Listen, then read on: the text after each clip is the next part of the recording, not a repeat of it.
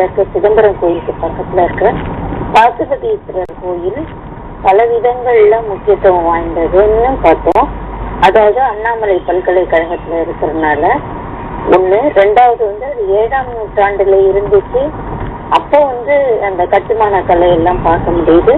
14ஆம் நூற்றாண்டுல தெலுங்கர் ஆட்சி போதும் அதை மறுபடியும் புனருத்தாரணம் குளத்துல இருந்து சிலை எல்லாம் எடுத்து சரி பண்ணாங்க. அப்புறம் 20ஆம் நூற்றாண்டுல அண்ணாமலை செட்டியாருக்கு முக்கியத்துவம் கொடுத்தாங்கன்னு வரலாற்று ரீதியா பார்த்தோம். இப்ப புராண ரீதியா பார்க்கும்போது அர்ஜுனன் தவம் செய்த இடம் அப்படிங்கறதுனாலையும் அர்ஜுனன் பாசுபதேஸ்வரம் அப்படின்னு கோயில் பேரே இருக்குதுனால பாசுபத அஸ்திரம் வாங்கின இடம்ங்கிறதுனாலையும் அது முக்கியத்துவம் புராணத்துல பெருது. ஏன்னா புத்த மத சமண மதம் வந்தப்போ இந்து மதத்தை இந்தியா முழுக்க பரவணுங்கிறதுனால இந்த மகாபாரத கதையும் ராமாயண கதையும் பாரதம் முழுக்க நடக்கிற மாதிரி வால்மீகி முனிவரும் வியாச முனிவரும் எழுதுனாங்க. அதனால அர்ஜுனன் தவம் புரிஞ்ச இடம், பாசுபத அஸ்திரம் வாங்கின இடம் அந்த பாசுபதேஸ்வரர் கோயில். இது கடல்ல இருந்து கிட்டக்க இருக்கு. ஒரு 3-4 கிலோமீட்டர்ல பிச்சாவரம் இருக்கு. அது பேக் வாட்டர்ஸ் இருக்கிற இடம்.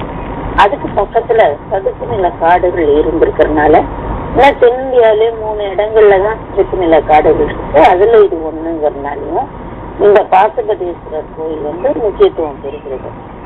இதுல அர்ஜுனன் பாசுபத அஸ்திரம் வாங்கின பிற்பாடு தன்னுடைய மகனை கொன்றவங்களை பழி வாங்கறதுக்கு அந்த அஸ்திரத்தை பயன்படுத்துறான். எப்படின்னா இது அபிமன்யு தான் அர்ஜுனனோட மகன். அவன் பாரத போர் நடக்கும் போது சக்கர வியூகத்துல மாட்டுகிறான். அத இந்த ஜெயத்ரதன்றவன் அவன் மத்தவங்க உள்ள நுழைய முடியாத மாதிரி தடுத்து எல்லாரும் கூடி அபிமன்யுவை கொல்றாங்க. அது தெரிஞ்சோன்னா அர்ஜுனன் நாளைக்கு பொழுது சாயறதுக்குள்ள நான் அந்த ஜெயத்ரதனை கொல்லுவேன் அப்படின்னு சபதம் போடுறான்.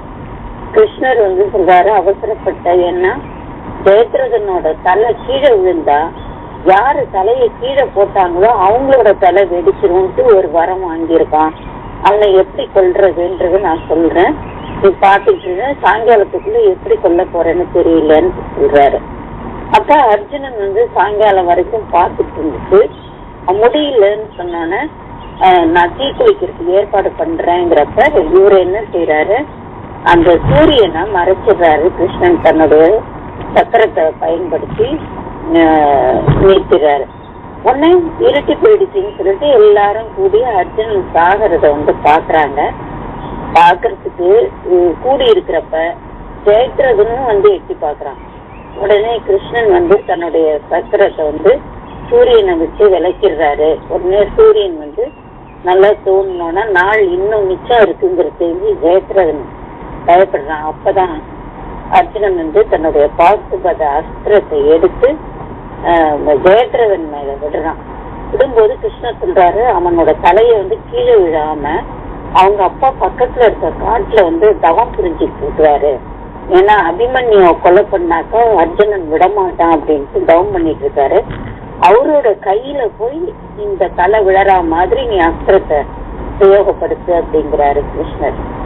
உடனே அர்ஜுனன் அதே மாதிரி பாசுபத அஸ்திரத்தை பயன்படுத்தி ஜெயத்ரதனோட தலையை கொய்து அவங்க அப்பா தவம் புரிஞ்சிருக்கிற இடத்துல அவரோட கையில விழறா மாதிரி அனுப்புறான்.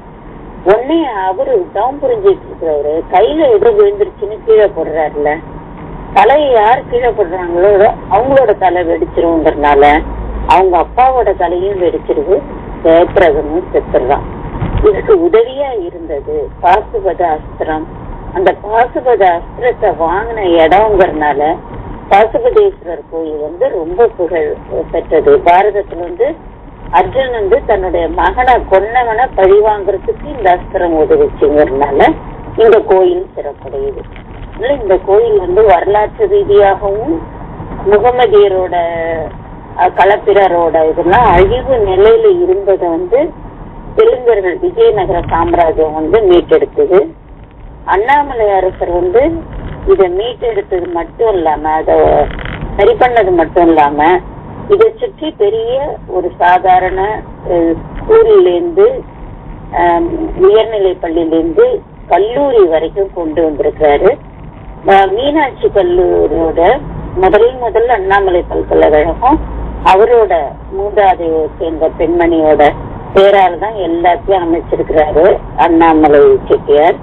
அதுல இருந்து அண்ணாமலை செட்டியாரோட புகைப்படம், மீனாட்சி கல்லூரியோட புகைப்படம், மீனாட்சி ஸ்கூலோட புகைப்படம், ராணி மெய்யம்மையோட ஸ்கூலோட புகைப்படம், ராணி சீதையாச்சியோட புகைப்படம் எல்லாம் பாசுபதீஸ்வரர் கோயிலை சுற்றி தான் இருக்கிறது நீங்க பார்க்க முடியும்.